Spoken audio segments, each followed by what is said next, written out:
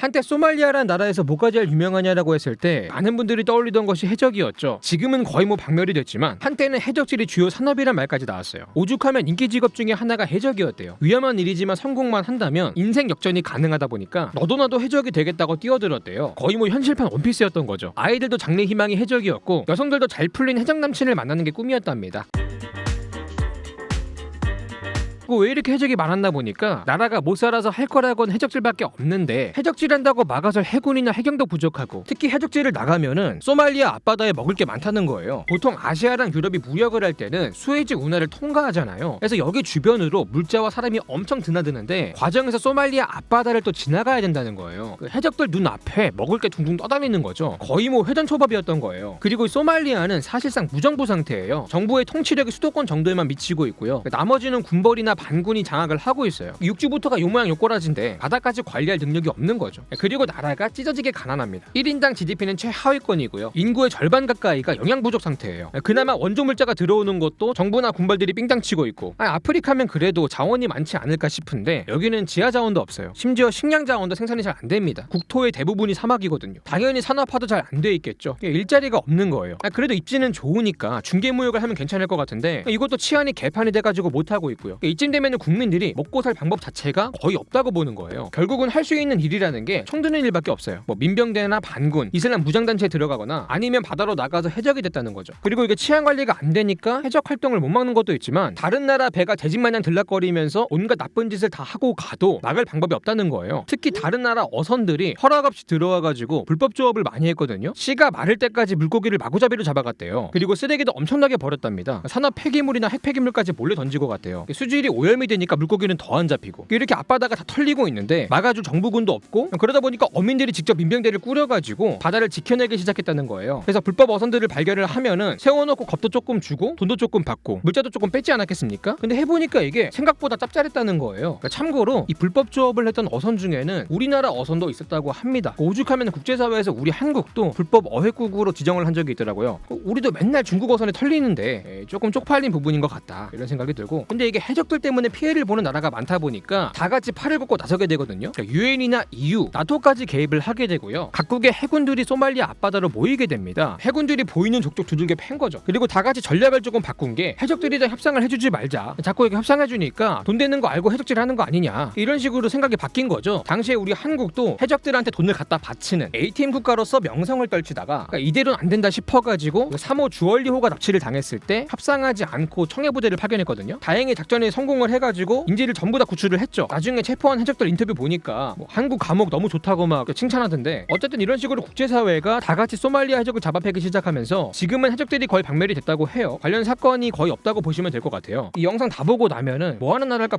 궁금해져가지고 여행 유튜브 검색해보는 분들 있을 것 같은데 검색하지 마세요. 어차피 안 나옵니다. 왜냐하면 여기가 여행 금지 국가예요. 갔다 오면 처벌을 받아요. 받으면 오히려 감사한 일이죠. 죽지 않고 살아 돌아왔다는 증거니까 감사히 콩밥 맛있게 드시면 되는데 지금 여기는 극단주의 이슬람 단체까지 활동하고 있어요. 매년 꾸준히 테러 사건이 터지고 있고요. 이 이슬람 단체가 어린이 퀴즈 대회를 여는데 상품이 기가 막힙니다. AK 소총, 수류탄, RPG-7 같은 거를 아이들한테 준답니다. 한국이었으면 비비탄 줬다고 해도 무슨 애한테 이딴 거를 주냐고 민원 세례를 받았을 것 같은데 여기는 아이들이요 무장단체까지 들어가 있습니다. 영화에서나 보던 소년병이 현실이었어요. 그 NGO 중에 국경 없는 의사회라고 있죠. 의료봉사를 하는 단체인데 원래 아무리 위험한 곳도 목숨 걸고 들어가서 봉사를 하는 데예요. 뭐 IS가 있는 시리아라든가 우크라이나에도 들어가 있는데 이런 국경 없는 의사회도 소말리아에서는 못 버티고 철수를 했어요. 직원들만 협박하고 납치하고 때리고 죽이고 이런 일들이 계속 반복이 됐다고 해요. 아니 그래도 자기를 도와주려고 온 사람들인데 이런 식으로 치안이 개판이 날 정도로 정부가 힘을 못 쓰는 게 이 소말리아가 지방 세력이 셉니다. 각 부족들이 군벌을 형성해가지고 사실상의 자치를 하고 있고요. 이들이 끊임없이 권력 투쟁을 하고 내전을 일으키고 있는 상황인데 이들을 휘어잡고 단결을 시킬 만큼 강력한 세력이 나타나지 못했다. 이렇게 볼 수도 있을 것 같아요. 몇 년 전에 모가디슈란 영화가 나왔는데 이 모가디슈가 소말리아의 수도예요. 여기에 우리나라 외교관들이 파견을 나가 있었는데 갑자기 반정부 시위가 발생하고 무장단체들이 폭동을 일으키고 여기에 반군까지 치고 들어오면서 이 소말리아가 내전 상태에 빠지게 된 거예요. 나라 전체가 막 아수라장이 되고 이런 전쟁통에서 목숨 걸고 탈출하는 과정이 담겨 있는데 사실 처음부터 막장인 나라는 거의 없죠. 대부분은 잘못된 정치로 자빠지는데 이때 대가리가 조금 심하게 깨지면은 그대로 그냥 못 일어나고 눕는 것 같아요. 이 소말리아도 원래는 잠재력이 조금 있거든요. 전통적으로 무역이 잘 되던 곳이었어요. 아프리카 대륙에서도 이게 허리쯤에 위치해 있다 보니까 아프리카 북부랑 남부 남부를 연결하는 역할을 했어요. 바로 옆에는 또 중동을 끼고 있고 지금도 수에즈 운하를 들락거릴 때 목군역 역할을 하고 있죠. 지금의 싱가포르나 네덜란드가 해상무역을 기반으로 성장을 했듯이 여기도 어느 정도는 먹고 살만한 잠재력이 있는 건데 나라가 망해서 이거를 살리지를 못하다 보니까 이 자리를 그대로 해적들이 채운 것 같아요. 근데 이게 교통의 요충지에 있다는 거는 외세가 탐낼 만한 땅이기도 하고 침략을 하기도 좋은 위치에 있다는 건데 실제로 오랫동안 이 소말리아는 여러 세력의 지배를 받게 돼요. 과거에는 오만이나 오스만 같은 아랍 세력의 지배도 받았거든요. 그 전후로 해서 아라비아 상인들이랑도 교역을 꾸준히 해왔기 때문에 이슬람화가 또 많이 돼 있습니다. 실제로 국민들이 거의 다 무슬림이에요. 관련해서 영화 모가디슈에 재밌는 장면이 나오는데 외교관들이 탈출 계획을 세울 때 기도하는 시간을 공략하거든요. 이때는 무장단체고 폭도들이고 다 기도하느라 정신이 없으니까 다들 이렇게 절하고 있을 때 몰래 빠져나간 거예요. 그리고 이 소말리아도 근대에는 서구 열강들의 지배를 받게 되는데 재밌게도 영국이랑 프랑스, 이탈리아까지 이렇게 세 개의 나라가 분할 통치를 하게 돼요. 남부는 이탈리아, 북부는 영국, 북부 끝으로는 프랑스 이렇게 자기들끼리 나눠 가진 거죠. 나중에는 이 세 개 지역도 독립을 하게 되는데 이거를 합쳐가지고 하나의 나라를 세울지 아니면 각자 따로 나라를 세울지 결정을 하게 돼요. 여기서 프랑스가 통치하던 지역은 자기들끼리 따로 살겠다고 지부티라는 국가를 세우게 되고요. 영국이랑 이탈리아가 통치하던 지역은 합병이 돼가지고 지금의 소말리아가 된 겁니다. 근데 막상 합병을 하고 나니까 북부랑 남부랑 사이가 별로 안 좋았어요. 왜냐하면 남부가 권력을 거의 다 독점을 했거든요. 이 북부 지역의 불만이 상당했습니다. 지금은 그냥 자기들끼리 살겠다고 나라를 따로 세웠어요. 국제사회에서 인정을 받는 국가는 아닌데 그나마 여기는 상황이 조금 괜찮다고 합니다. 여기도 원래는 부족 간의 내전이 치열했는데 야 이러다가 다 죽겠다 그만 싸우자 말이 나오면서 스스로 무기를 버리고 화해를 했답니다. 서로 머리끄댕이 붙잡고 싸우다가 네가 먼저 놔라 내가 먼저 놔라 이렇게 하다가 하나 둘 셋 하면은 동시에 놓는 거다 하고 나서 진짜로 동시에 놓은 거죠. 이 정도면은 진짜로 싸우기 싫었던 거다. 자존심이 중요한 게 아니었다. 뭐 이런 생각이 들고 그래서 여기는 내전이 종식이 됐는데 그러면 같은 조건인 소말리아는 왜 이렇게 분열과 내전이 끊이지 않냐? 왜 머리끄댕이를 놓지 못하고 있냐? 가뜩이나 모발도 없는데 사실 여기는 국민들의 절대 다수가 종교도 같고 심지어는 인종도 같거든요. 근데 왜 섞이지를 못하냐면은 부족 간의 분열이 심하다는 거예요. 기본적으로 이 소말리아가 조금 건조합니다. 그래서 국토의 대부분이 사막이에요. 나머지는 거의 다 초원이고 그러다 보니까 농사를 짓기보다는 가축을 끌고 다니면서 유목 생활을 했는데 특히 낙타가 굉장히 많대요. 근데 보통 농경 사회는 정착 생활이 기본이고 좋은 땅 주변으로 사람이 몰리고 인구가 증가하고 도시가 형성되고 여기를 기반으로 중앙 집권적인 국가도 등장하게 되는데 반면에 유목민들은 이동 생활을 하기 때문에 인구가 한 곳으로 모이질 않습니다. 특히 가축을 방목해서 키우려면 땅도 많이 필요하고 서로 멀리 떨어져서 생활을 하는 거죠. 때문에 중앙 집권적인 국가가 발생하기 힘들고 대부분 시족이나 부족 단위로 뭉치면서 자기들끼리 자치를 하면서 살아왔다는 거예요. 문제는 너무 자기들끼리만 뭉치려고 하고 다른 부족들을 배척을 할 때가 있다는 건데 실제로 몽골의 영웅인 징기스칸도 어릴 때 아버지가 다른 부족한테 독살을 당하고 자기도 다른 부족에 납치당해가지고 반노예처럼 살다가 나중에 이 부족들을 무력으로 통합을 시키면서 제국 건설의 기틀을 마련하게 된 건데 이 소말리아 같은 경우는 이런 부족들의 통합이 잘 안 되고 있는 것 같아요. 그동안 부족 단위로 자치를 하면서 잘 살아왔는데 계속 식민 지배를 받다가 갑자기 중앙 집권 국가를 만들려고 하니까 잘 안 되고 있다는 평가도 있습니다. 오히려 지금의 무정부 상태가 이들에겐 더 익숙한 환경일 수 있다는 말도 있어요. 근데 어쨌든 정상 국가가 되려면은 분열과 내전을 끝내야 되고 정치권에서도 사회 통합을 위해서 노력을 해야 되는데 오히려 분열을 조장하는 느낌이 강한 거죠. 사실상 정치 실패로 나라가 망했다고 보는 것 같아요. 특히 샤르마르케라는 대통령 당시에 남부 지역만 챙기는 정책을 폈거든요. 북부 쪽에 있는 부족들이 불만이 컸던 거죠. 그러다가 이 불만 때문에 대통령이 암살을 당합니다. 문제는 이 암살범이 대통령의 경호원이었어요. 대통령 지키라고 뽑아놨더니 오히려 죽인 거죠. 왜 죽였나 보니까 이 경호원이 북부 출신이었던 거예요. 이 사건으로 나라가 발칵 뒤집혔습니다. 상황이 혼란스러우니까 이 틈을 노리고 시아드 바레라는 장군이 쿠데타를 일으켜가지고 나라를 먹게 되는데 집권 초기에는 나름대로 열심히 일을 했어요. 인프라도 깔고 산업화도 시도하고 무상교육을 제공해서 문맹률도 낮추고 나름 업적도 있고 개혁군주처럼 보였습니다. 문제는 20년 이상 장기 독재를 했다는 거예요. 보통 독재자들이 연식이 되면은 마탱이가 가지 않습니까? 이 사람도 말년에 얼이 살짝 빠지면서 나라를 망치는 주범 중에 하나가 돼요. 보통 독재자들은 부패하게 마련이고 국가의 부를 착복하게 마련인데 문제가 나라가 가난하니까 빼돌릴 게 없는 거예요. 그래서 어디에 주로 손을 대냐면은 국제사회에서 원조해준 구호물자예요. 특히 전임 대통령 때랑 다르게 자기는 특정 부족만 챙기지 않겠다, 족벌 정치 안 하고 부족 간 갈등 없애고 하나로 통일된 소말리아를 만들겠다, 이런 식의 주장을 했는데 실제로는 자기 부족만 챙겼습니다. 자기 사람들을 전부 다 고위직에 앉혔어요. 이런 식으로 하는 동안에 다른 부족들은 배제가 됐고 이게 갈등을 더 악화시키고 내전의 씨앗이 된 겁니다. 심지어 내부적으로 불만이 커지니까 이 불만을 외부의 적으로 돌리겠다고 전쟁까지 일으켰어요. 옆나라 에티오피아를 침공한 거죠. 원래 소말리아가 에티오피아랑 사이가 별로 안 좋았대요. 종교부터가 소말리아는 이슬람 국가인데 에티오피아는 기독교를 믿는 국가였거든요. 그리고 서구 열강들이 아프리카 대륙을 땅 따먹기 할 때 국경선을 자기들 멋대로 자로 대고 그었잖아요. 이때 소말리족이 살고 있던 지역을 피자마냥 커팅을 해버리니까 이 소말리족이 여러 국가로 흩어지게 된 겁니다. 근데 에티오피아 동부에도 소말리족이 많이 살거든요. 이 소말리아 입장은 여기에 우리 민족이 사니까 여기는 우리 땅이고 우리가 먹어야 된다, 이런 주장을 계속 해왔던 거예요. 그러다가 바레 정권 때 실제로 침공을 하게 된 거죠. 근데 이 전쟁에서 졌어요. 전자금만 엄청나게 소모하고 남은 게 없습니다. 없는 살림에 집 팔고 차 팔아가지고 사업했는데 쫄딱 망한 거죠. 이때 자빠져가지고 대가리가 깨진 거예요. 쨍그랑. 특히 이 사건으로 정규군도 크게 약화되면서 치안을 관리할 능력을 상실하게 되고요. 이 팀에 여러 군벌들이 들고 일어나게 되고 특히 이들이 연합을 하게 되면서 수도인 모가디슈로 밀고 들어왔고 정권을 정복시키는 데 성공을 하게 됩니다. 여기까지는 독재자를 몰아낸 혁명으로 평가를 받긴 해요. 문제는 이 혁명을 성공을 시킨 게 여러 세력의 연합이었다는 거죠. 그래서 이제 누가 왕자를 차지할 거냐 이거를 놓고 다시 싸움이 시작된 겁니다. 원래도 갈등이 있던 부족들의 연합체다 보니까 공통의 적이 제거되자마자 자기들끼리 싸운 거예요. 이때부터는 아무런 의미도 없는 권력 다툼 때문에 소모적인 내전에 빠지게 된 겁니다. 특히 혁명 당시에 연합군을 이끌었던 인물 중에 아이디드 장군이라는 양반이 있어요. 이 양반은 자기가 정권을 못 잡으니까 불만을 품고 반군 활동을 하게 돼요. 서방에서도 이 양반이 문제라고 봤고 이 사람을 제거하겠다고 미국이 특수부대를 파견하게 되는데 이 내용을 다룬 영화가 바로 블랙호크 다운이죠. 영화를 보신 분들은 알겠지만 미국이 자신만만하게 들어갔다가 굴욕적인 참패를 당하거든요. 이 과정이 전 세계로 생중계가 되면서 여론도 굉장히 안 좋아졌어요. 미국 내부에서도 왜 우리가 소말리아에 개입을 해야 되냐, 할 거면 제대로 하든가, 이 무슨 개망신이냐, 전쟁에 반대하는 여론이 굉장히 커졌고요. 결국은 미국이 소말리아에서 발을 빼게 되죠. 그때 이후로 이 소말리아는 국제사회의 관심도 잘 못 받고 있고 거의 방치가 되고 있다고 보면 되는데 나중에는 또 이슬람 반군단체까지 연합하면서 여기랑도 내전을 하게 돼요. 그나마 여기는 조금 다행인 게 근본주의 이슬람 세력의 정권을 잡는 것만큼 막아야 된다. 이거 못 막으면은 이 일대는 진짜 개판이 된다.